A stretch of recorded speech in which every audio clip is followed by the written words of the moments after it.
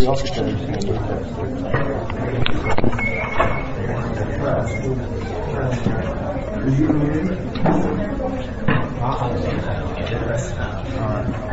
now, I just bought you.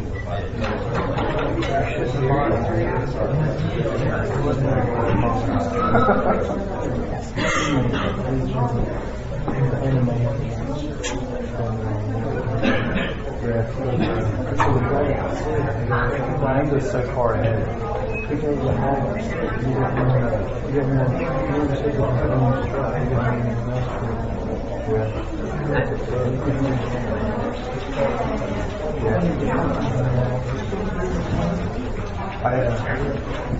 I started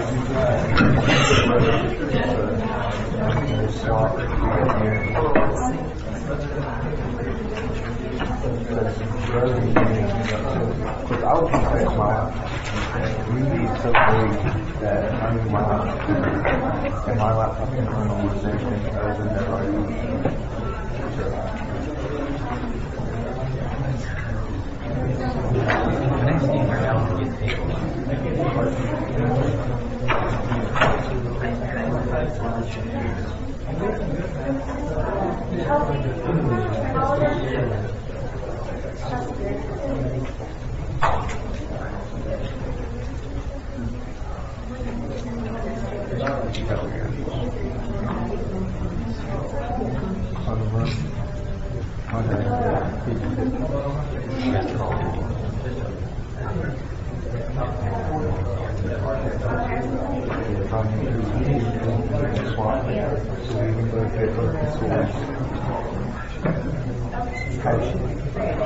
Have you actually played in the field?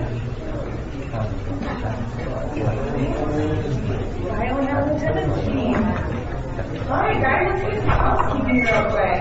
Sound good? Can you believe that this is the second to last chapter in the book? Already? It's gonna fly, yeah. Okay, so this week we'll finish chapter 9, and then next week we'll do chapter 10, and then I think things are gonna be great, right? Is that right? Okay. And then the week after that, we're going to have a bonus chapter. Okay, so maybe next week I'll have a list, and we can take a vote on what we want to study and all that. We'll see how it goes. So we'll plan later. Also, yes. Do you know how many days we get for Thanksgiving break? Is it just Wednesday, Thursday, Friday? I have no idea, but I'm going to say that it's Wednesday, Thursday, Friday. Wednesday, Thursday, Friday. We will not have class under that Tuesday. Okay, and then Okay, because I'm making here. Huh? is it next Thursday? Right? Next Yes, Monday. next Monday. No, next Tuesday. Tuesday? Yeah. Yeah, I know. That screwed up my freaking schedule. Okay, so I lied since, okay, so then next week what we're going to do, since we don't have to go to Tuesday, we will start chapter 10 on Thursday, and then, alright, here's a question. Do you guys want all Thanksgiving break off for my class? Yes. Alright, then that means that we will have to finish chapter 10 during bonus chapter week. Okay, and then maybe we'll do an extra day of review for the last exam. We'll have 2 days of review for you guys. Sound good? Okay. Also, this week I had designated for quiz week, but I really want to get chapter 9 done before, okay? Because I want to quiz you over the chapter 9, 8, 7, all right? Because your final exam will be over 7, 8, 9, and 10, all right? So that way you guys will have a really good practice over 7, 8, 9 for your final exam. Does that sound good? Okay, so what we'll do is next week I will set up a quiz for you, okay? Any objections? Does that sound like a good schedule? A good schedule? Yeah? Alright. Well, another piece of good news. Today is going to be a short day. We're going to have a very short day today. Basically, I'm only going over like the first 15 pages of your chapter. Okay? And then on Thursday, we will finish it up. Alright, I just thought it was a good starting point. So today what we'll do is we'll talk about grades and the social construction of it, okay? And then on Thursday we'll start with all the ethnic groups and things like that and move forward from there. Again, any objections? Alright. Okie dokie. Feels kind of crazy that we're getting ready to end up the semester, right? We're winding down already. Alright, so let's get started. So, we're talking about race in this chapter. Did anybody read the chapter? Oh, good on you guys. But fine. Okay. Oh, crap. So then, let's talk about the myth of race. Okay? Because it is a myth, guys, and we can talk all about the myth of race. First, let's operationalize race, which is a group of people who share separate characteristics, typically, but not always, and they're said to share a common bloodline. Okay, you guys heard that, right? Race, that you have a bloodline that you follow, correct? Alright, so is it a social construction? Remember what social construction is? Do we make up race? Okay? Is it something that we made up? That we define ourselves? What do you guys think? Yes. Yeah. Okay, we're going to talk about the ways that we have made it what it is today. Because guess what? Race is not always the way it is today. We're going to talk about that today. Okay? So today in America, race is thought of as two categories. We have Caucasian and African Americans, right? That's the way when we think about it, that's how we think about it in America. But at the turn of the 20th century, we had so many categories of race. Okay? They actually defined that there were 36 to 75 different races in America. Okay? And they talked about anything from Irish settlers and things like that, from Irish descent, to, anybody that was from a different kind of cultural background or had different physical features was considered a different race. Okay? And they were hierarchy. Right? There was a hierarchy. Okay? Anglo-Saxons, which everybody knows what Anglo-Saxons are, right? In history class? Anybody want to define it for me? I guess somebody knows. Come on. Give me the definition of Anglo-Saxon back in the day. I know everybody's heard it in here. Someone give me the definition. I know someone knows it.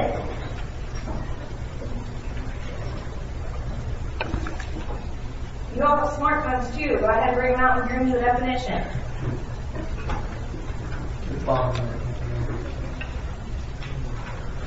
Anybody? There's classes of 100 people. Someone has to know. Maybe we could just all belong to the history class. I highly doubt that. Yes, tell me what it is.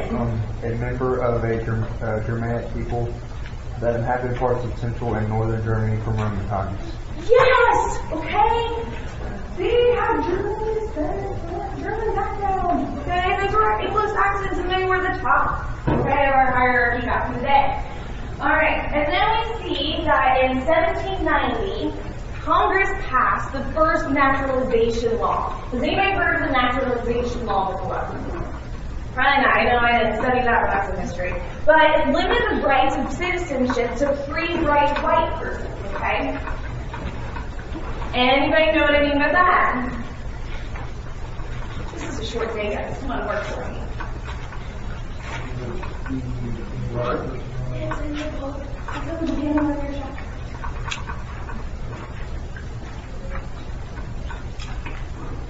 Remember, back in the day, we did not just say group everybody who was white as white.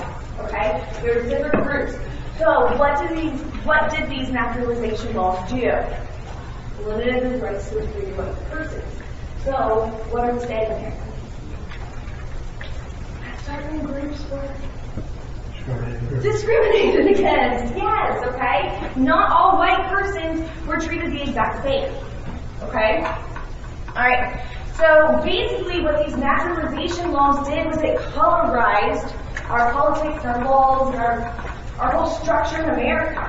Okay?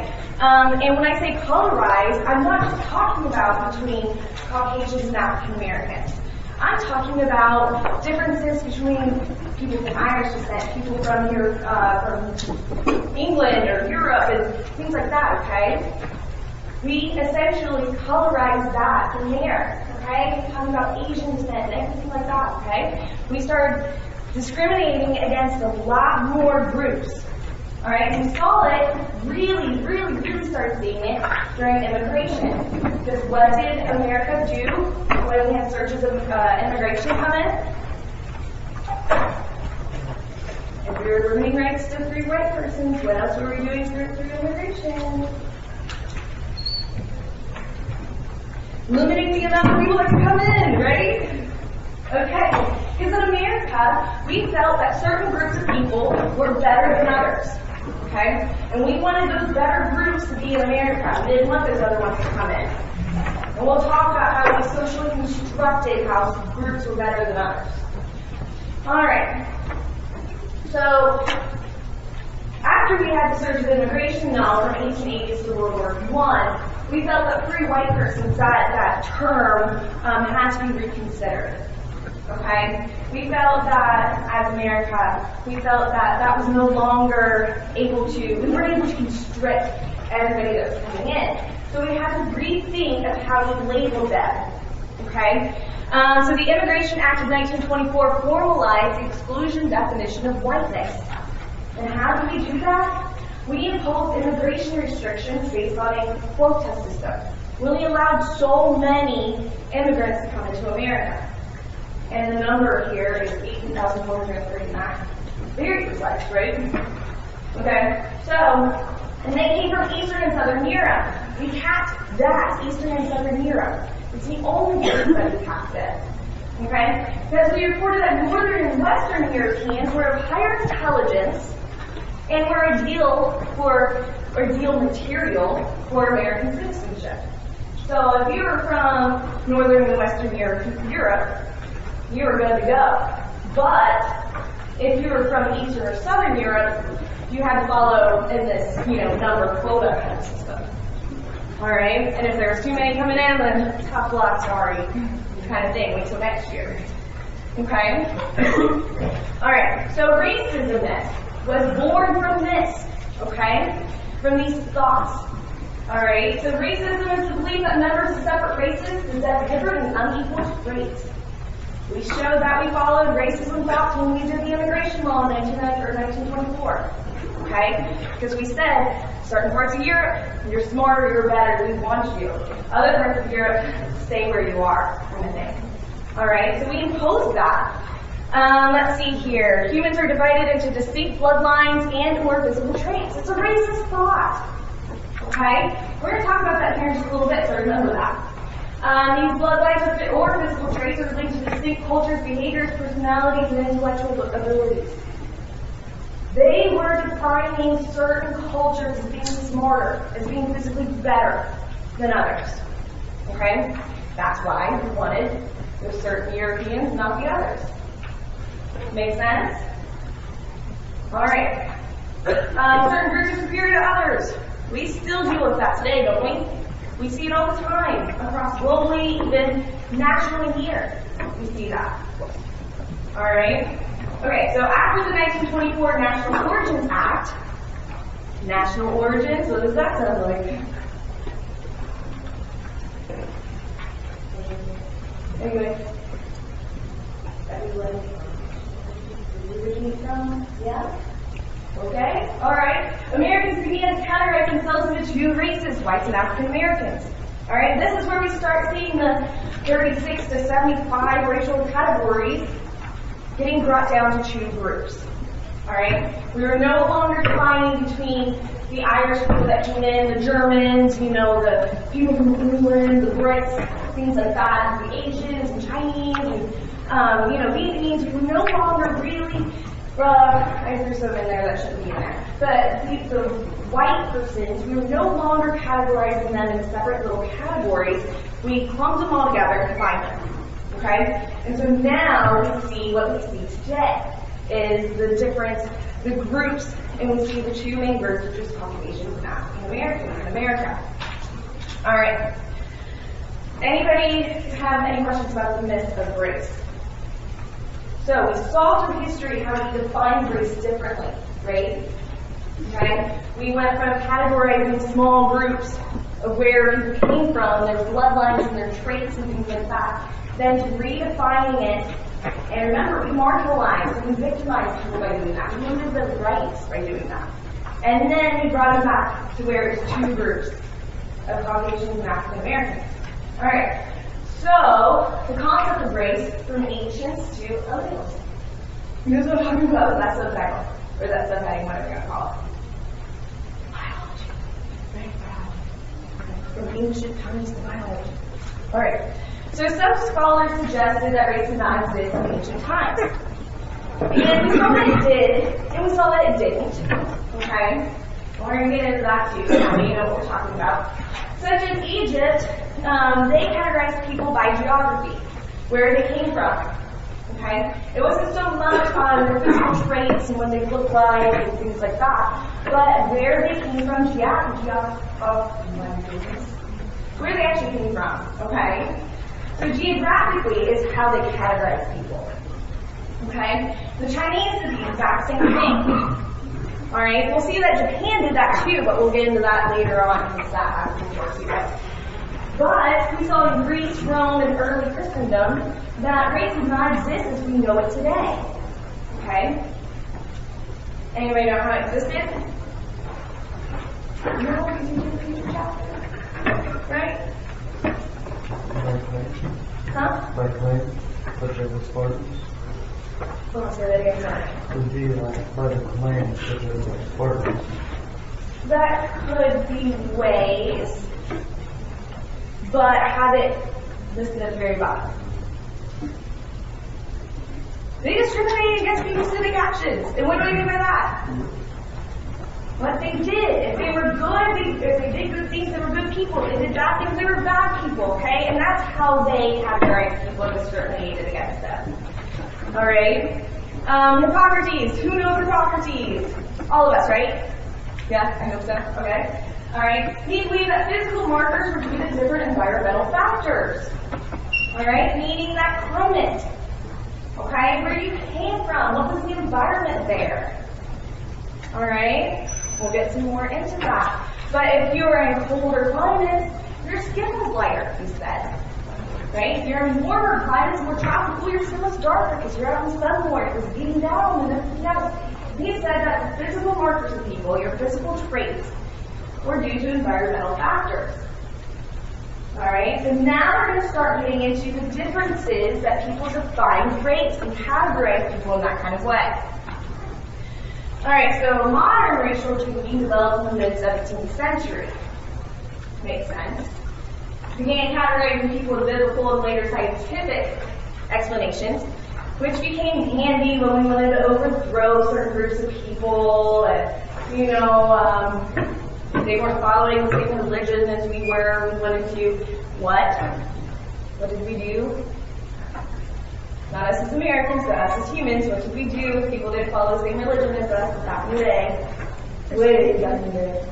We killed them or drove them out. Well, I got a couple answers. We did what? We killed them or drove them out. Okay, what was Persecuted them. persecuted? Yes. Okay, and murders and all that. We had the religious wars and things like that, right? Okay, so we saw these kind of things happening. All right, so it was handy by having these racial categories. It was very handy for us to conquest over certain people, to colonize.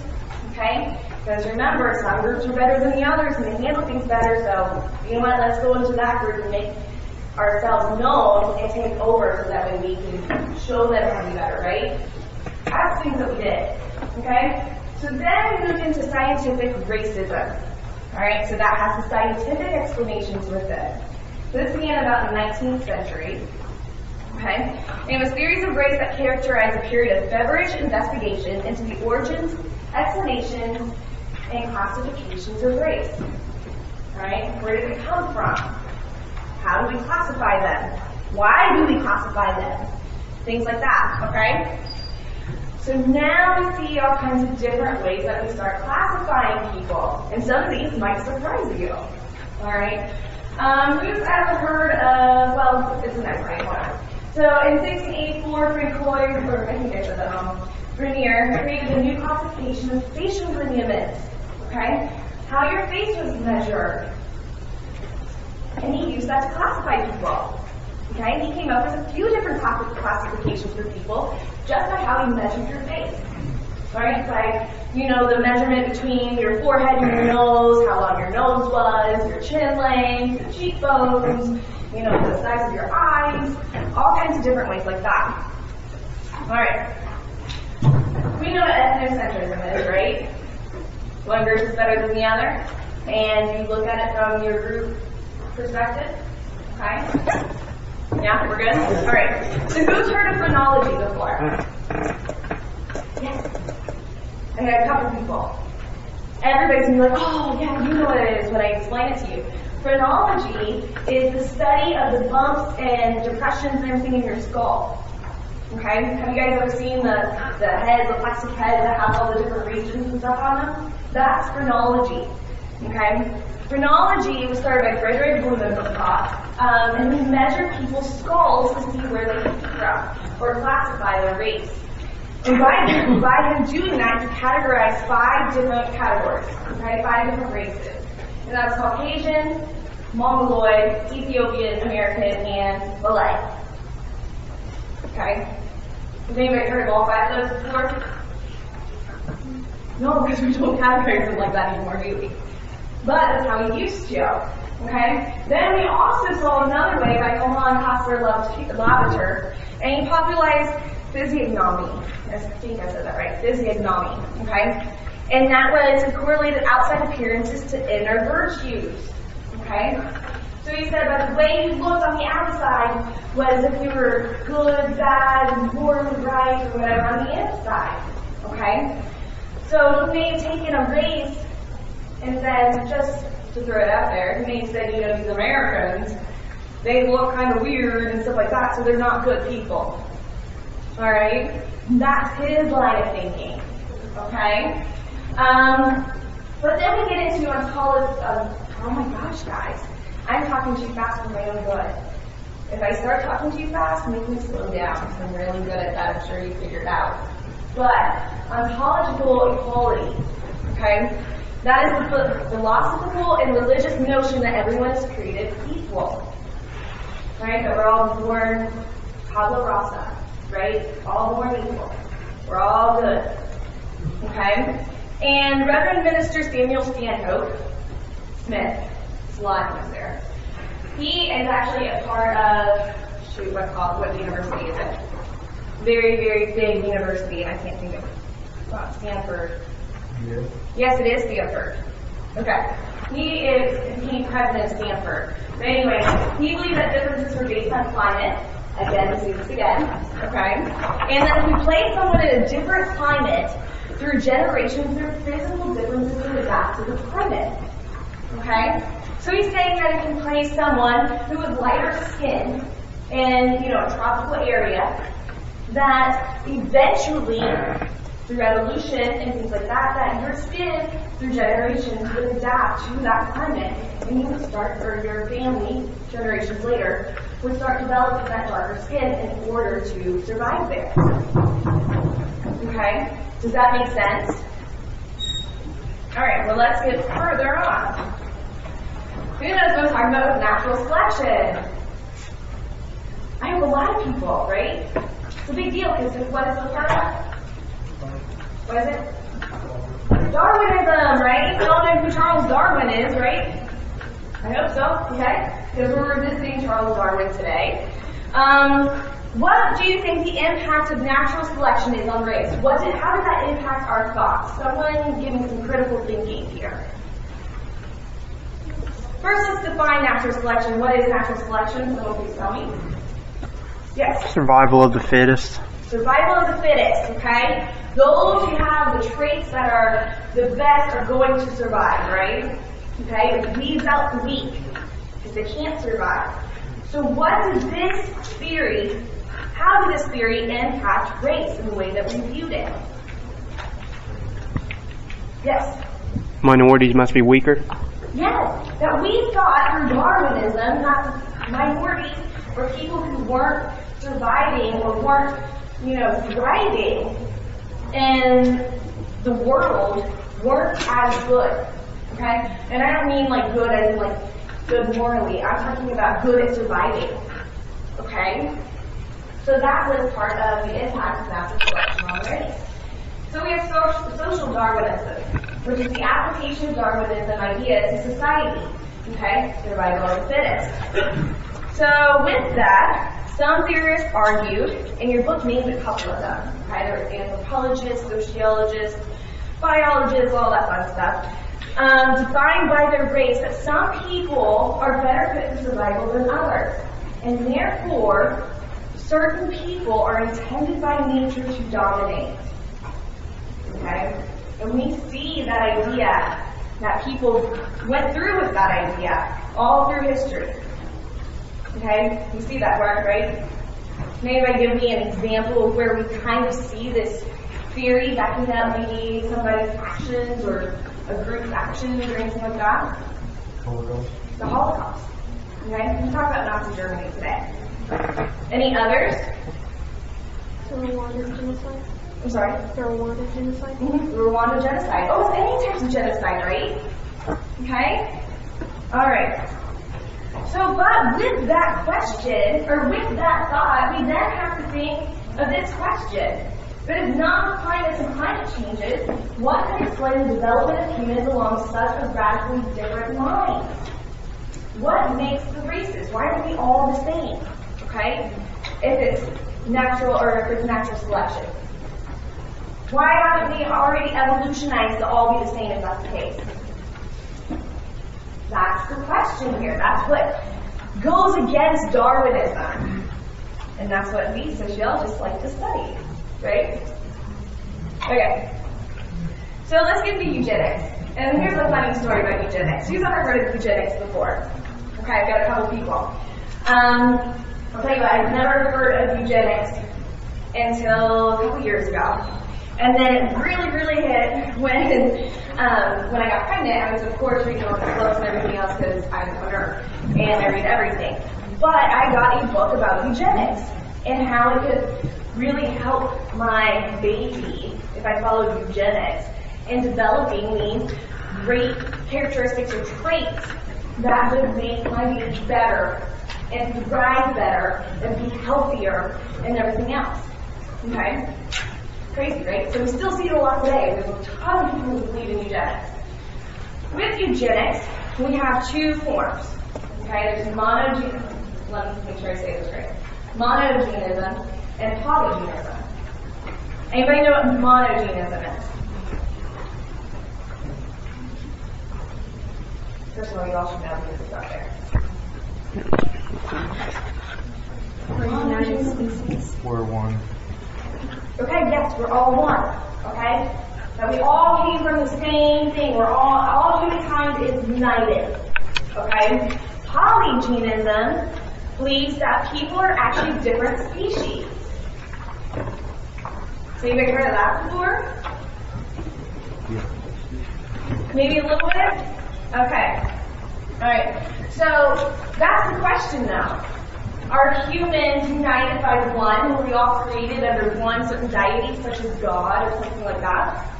Or are we all different from different separate origins? Anybody have comments or things they've heard or read or anything that might apply to this?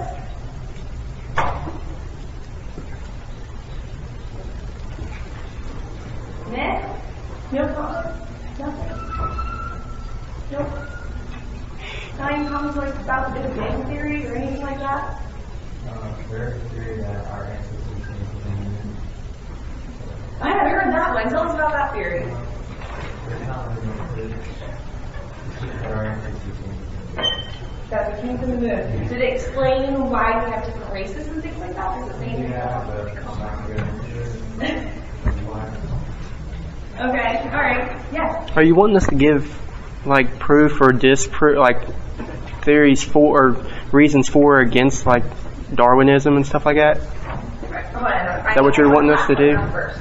Are you wanting us to give reasons for or against Darwinism? Is that what you're asking? Either or. Or have you read anything about humans all being from one kind? Or from humans being separate species? And that explains it to the different races. You know how there's like Homo sapiens and stuff like that? Well, someone once told me that there was like a race and it was just like evolving through time, and then like out of nowhere another race just popped up and it was like a competition thing. I got Gotcha. Okay, so that's pretty interesting. So then we are already hearing way different theories according to race and, you know, where we came from and where we originated and all that stuff, right? Yes? I comment about eugenics. In Greece, they would encourage women to walk the garden. And gardens are beautiful. It would make them prettier? Yeah, it would make their children walk the garden. Okay, yeah, that was a thought of eugenics back in the day. Yes, yes. Well, a problem with Darwinism and those with the fossil evidence, there hasn't been anything linking us to those fossils, so that's why you hear a lot about the missing link.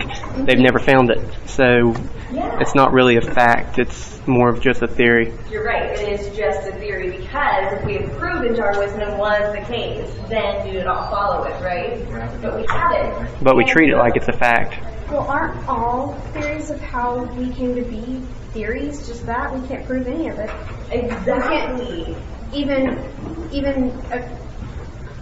me as a Christian can't go, well, I can prove that this is God. God will create us. I can't prove it. I can just believe Well, it. we can look at the evidence, and if the evidence matches up, There's then we can always- say, well, the evidence is pointing towards There's this, always but evidence that contradicts it, though. there, like she said, there's always an opposite theory. You're right, these are all theories, okay? And as much as we need to say it, or some people need to say it, is that, even religion is a theory, okay? All these ideologies are theories, okay? We can't prove them, okay? And so it doesn't make it fact. Alright, but we like to believe them, and we use these theories and believe in them because it helps us organize and construct the world around us, just like race. Okay? Technically, we could say race is a theory. Alright? But that brings about, again, the question, we keep reinforcing the question of, can we follow monogenism or polygenism? Because we don't know yet. Alright? We haven't figured it out. And there's arguments to both sides. We just heard it. Okay? Alright, so great discussion. Thank you. Alright, so eugenics is the definition, literally means well-born. Okay? It's a theory of controlling the fertility of population to influence inheritable traits passed from generation to generation. This is really easy to explain if you explain it through dog breeding. Okay? People breed certain dogs in order to get good traits that come out of them, or the traits that they want, right? Okay? Who's ever heard of Airedales, the breed of Airedales? Anybody heard of that breed before? Okay, I have one. They're awesome. They look like teddy bears. They're huge teddy bears, okay? They're really big. They originated from out west to hunt bears. But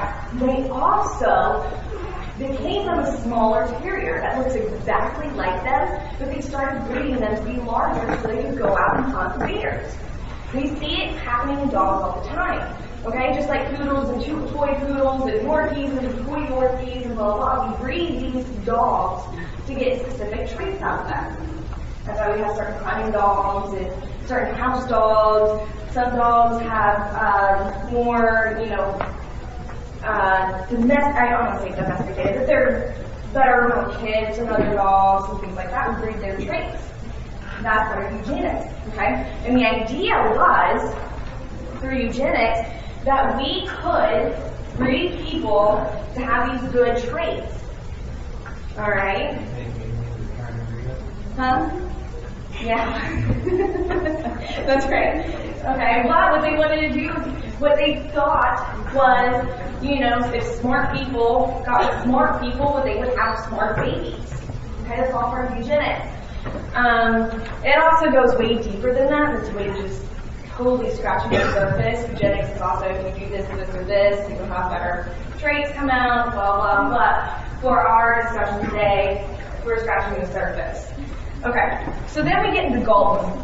And he believed that everything from criminality to intelligence to, feeble-mindedness to disease, like all of these things could be traced through bloodlines and were selectively bred into or out of population.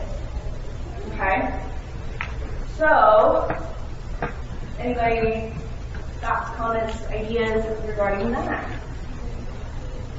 Who's heard of alcoholism being a gene? that could be a part of it.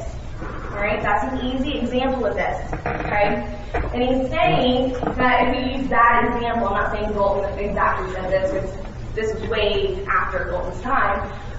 But according to what Galton was saying, that if we took a family who had lineage of alcoholics, and we took those family members who didn't have those traits, and mated them or bred them with other individuals who didn't have those traits, they could essentially knock out the alcohol gene from that family.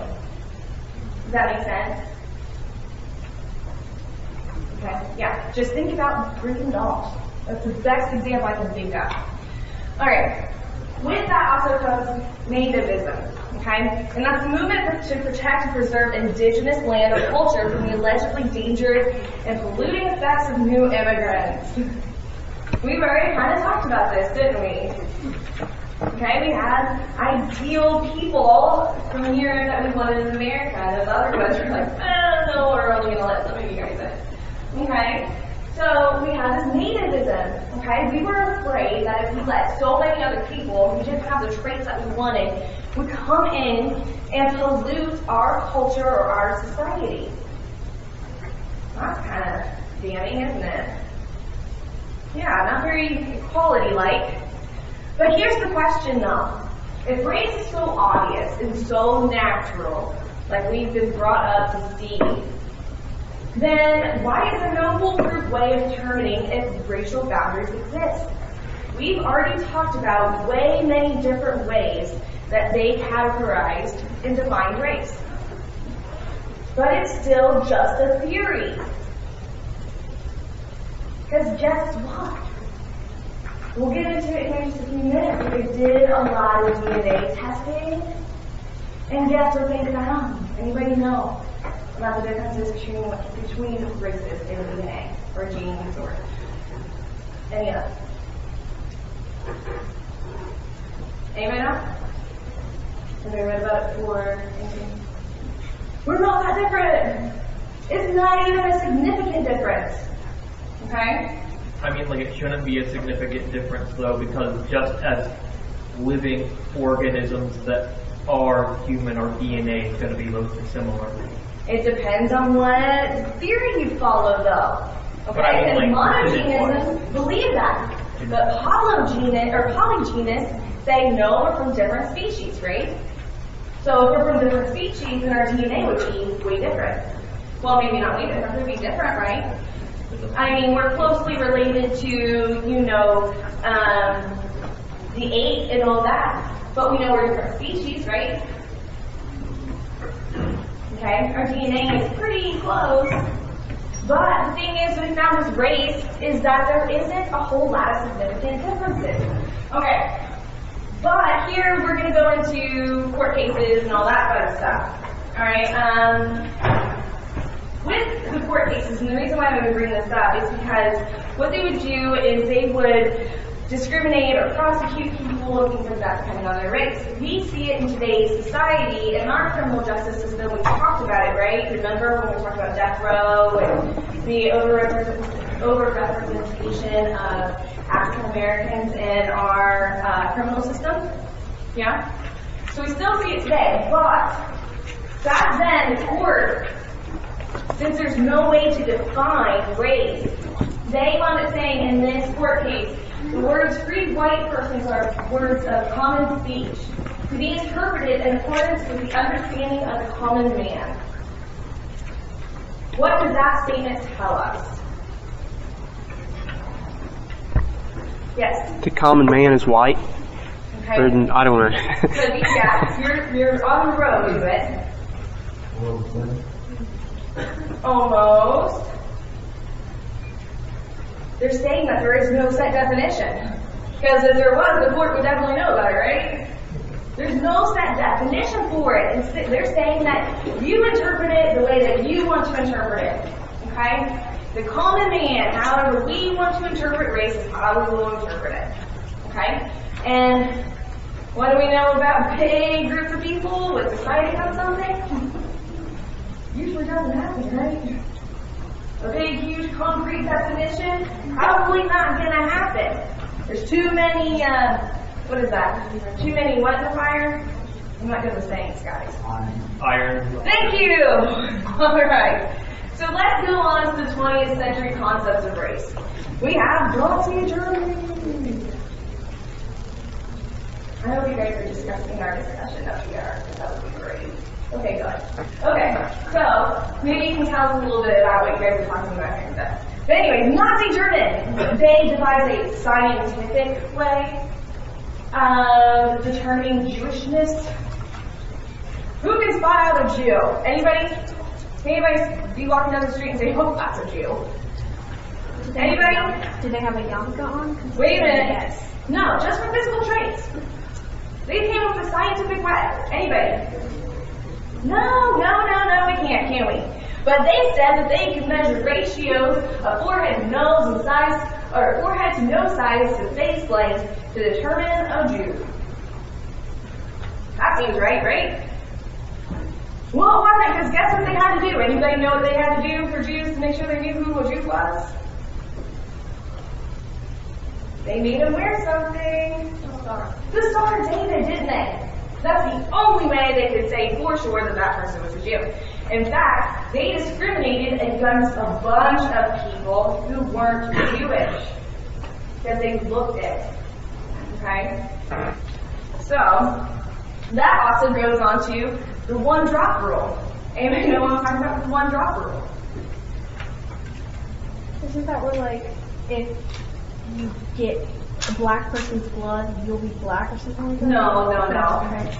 But you're kind of Like close. if you get a transfusion or something and, I don't know. We're talking about inheritance here. Oh, Okay? But that's a very extreme view of this. Okay. Theory. Yes. Like, if you had an ancestor like way back that was African American, that makes you African American as well.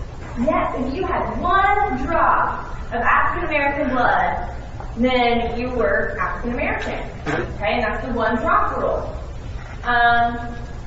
Let's see here. That evolved from U.S. laws forbidding this Senate generation. And the Senate generation is basically races marrying together. Okay? They didn't want that. It was a technical term for interracial marriage, literally meaning a mixing of kinds. Politically and historically charged, blah, blah, blah. Remember last week when I gave you the term exogamy? Yeah, a little bit? Okay, that's what we call this generation. Sociologists do. We call it exogamy, okay? That's marrying outside of your family group. Alright? And when I say family group, I don't mean your family, because we don't want to marry inside our families, right? So you marry outside of, when I mean family groups, such as like your race, your SES, things like that, okay? Alright, so that's the one drop rule. Keep that in mind. Okay? So the one drop rule, what did we see? What laws? We talked about it before, and I know you guys know this. What laws integrated one drop rule? This is during segregation. I've heard someone whisper it. Jim Crow. Jim Crow laws, yes. Okay? So 1920s and 40s, we're moving on now, okay? We are going to go into culture, alright? But still, I want you to remember that one drop rule. We're going to revisit it. But, in the 1920s and 40s, marked theories of cultural difference, okay? We weren't going anymore by physical differences. We said we're better than that, we're more intelligent. Let's look at culture instead. So they started to dismiss biological factors and focused on cultural factors to determine human behavior. Okay? So, that's pretty simple enough, right? That seems good. Yeah? Alright. So, this was good, okay? Because it repealed the Immigration Act of 1924. Okay? And what did the Immigration Act of 1924 do? Remember we talked about it at the very beginning.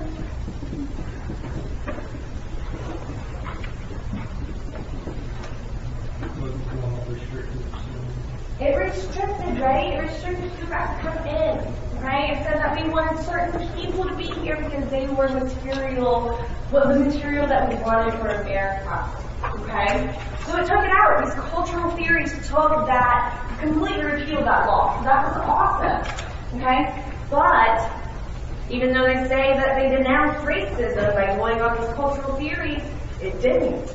We saw it hidden in there. Okay? They disguised it.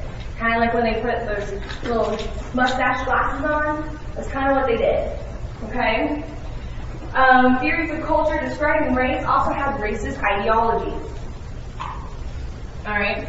So then we move forward. We're going to keep getting into the racist ideology. So the search for racial boundaries exists today in modern technologies, such as DNA. Okay? We are able to take DNA and kind of find people where they originate from. Who's heard of that Ancestry.com or whatever? Okay? You can actually buy kits where you do a mouth swab and you send it back and then in 7 weeks they'll tell you where you originate from and all that fun stuff. Okay, that's all from DNA. So that's cool, right? But here's something that I thought the story was awesome. Alright, so Wayne Joseph, he was a Louisiana high school principal, okay? And he did one of those swab things, okay? And he had always identified himself as being black, okay? So he was waiting for it to come back, and he was very, very, very surprised by the results. He did not have one drop of African American blood in him. Not one.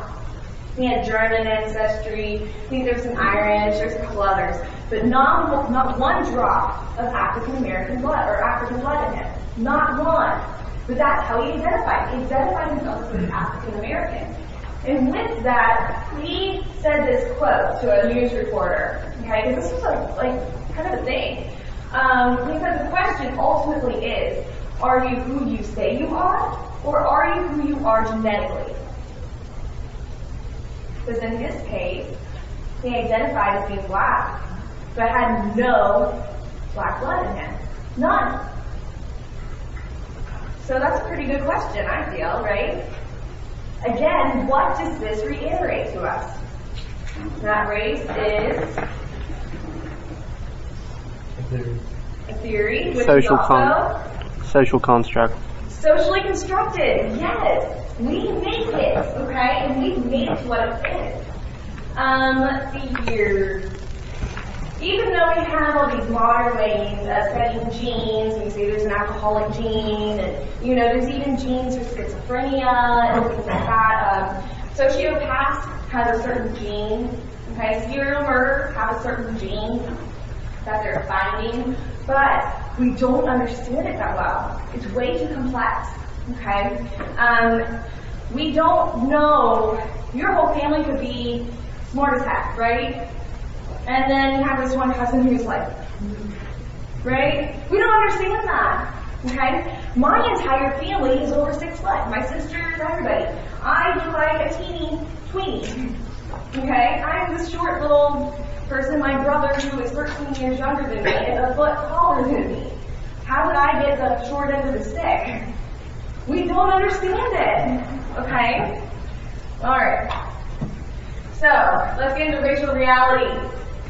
In social life, race is real, right? We make it real. Why have we made it real? Because it's easy for us to understand. It's easy for us to categorize people. We have to make sense of our social world.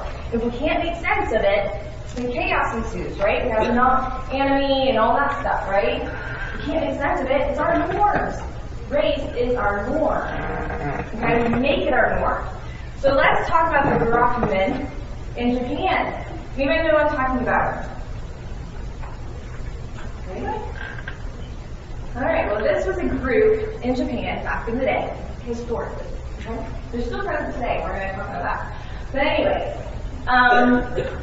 historically they were a group and they wound up becoming oppressed. Okay? They were getting the resources that they needed and things like that. And they wound up, we could almost, actually they considered them after so long as being an undesirable or untouchable kind of thing. Okay? They have the exact same lineage, DNA, everything as everybody else in Japan. Okay, there is no difference biologically between them. But this is a race in Japan, and they're still oppressed today. So, do we socially construct that? Or did the Japanese socially construct that? They sure did. They defined that race. Okay? We have seen it post 9/11 with Arabs and Muslims. Okay? So before we get into that, let's talk about racialization.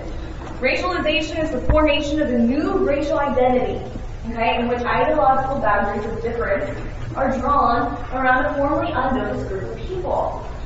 So what happened after 9/11? What happened at airports after 9/11? Security increase. And who did they discriminate against? Anybody that appeared to be from the Middle East.